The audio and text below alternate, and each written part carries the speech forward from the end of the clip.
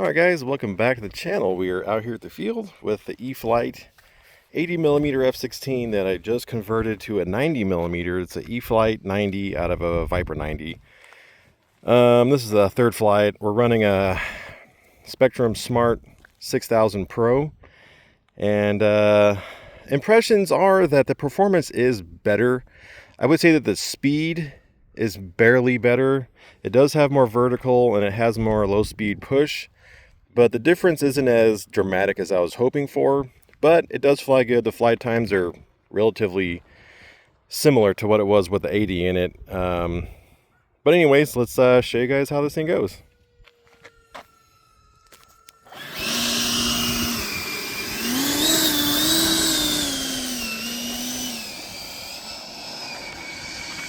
So the one strange thing about this conversion is that because the RPM is less than the 80, there is a mental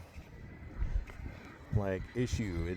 It doesn't sound right because the RPM's less than the 80, but performance wise I think it is actually a little faster, a little more vertical. Timer start. It's a part throttle takeoff.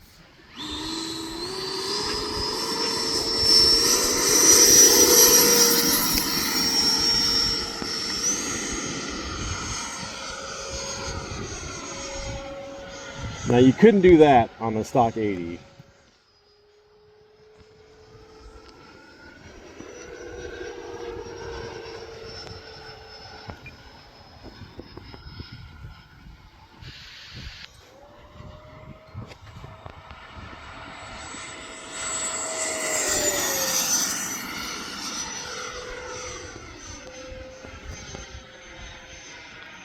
The vertical is definitely better.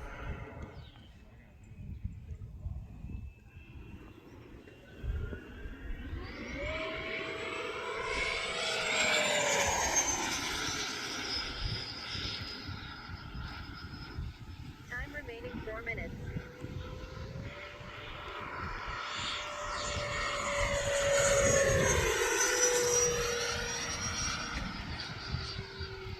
Let's slow down and show you guys the high alpha punch out, which on the 80 you kind of had to let it accelerate flat for a little bit before you could climb out. This one now will obviously not go straight up, but it will climb out of a high alpha without having to let it accelerate first.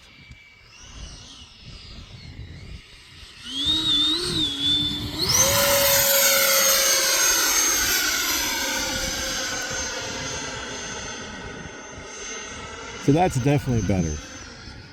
I'm not saying it doesn't perform better than the 80. It's just not quite as much improvement as I was hoping, but I'm still glad I did it. I think it was worth it, and I don't think it's going to hurt the flight times too much. Time remaining 3 minutes. This is just over half throttle.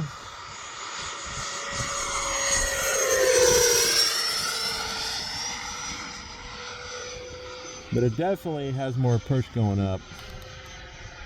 Like I said, the speed's relatively similar. Might be 5 miles an hour faster. You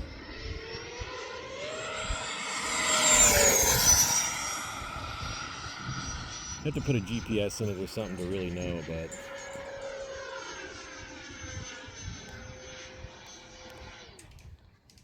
it's definitely better.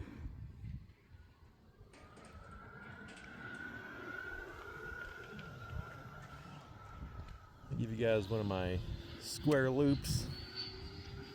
It's a pretty violent maneuver.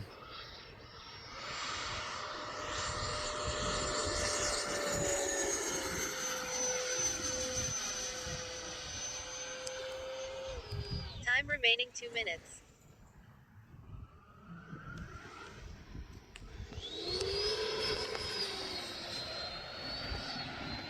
The E-Flite F-16 is probably one of the more fun foam airplanes in this size range.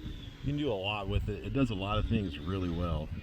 Now we are running the CG about a half an inch behind the factory recommended. And this does have ACE3X Plus, so it's got that going for it too. Just a really, it does high speed stuff nicely, like those slow rolls. Really, really sweet. Inverted almost hands off, and then the slow flight stuff is pretty fun too. Let's go ahead and toss the gear and flaps out. Give you guys a touch and go.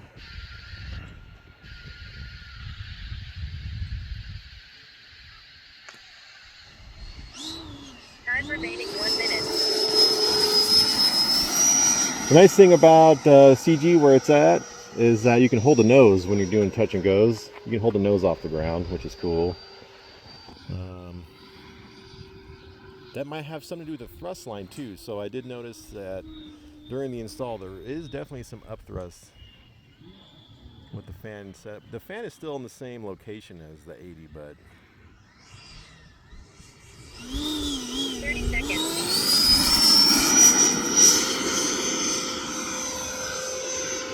4.5 minutes into the flight and I can climb out of a touch and go 20 seconds. super easy. So this will be a 5-minute flight by the time we land here, and we'll see what's left in the pack. Again, this is a Pro 6000 Smart Pack.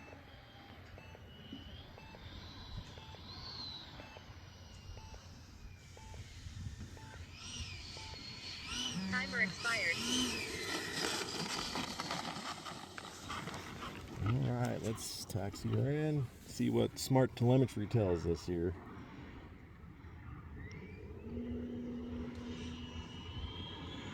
You can also see how high we're getting on those vertical runs. I would estimate 800-ish feet, but we'll see here.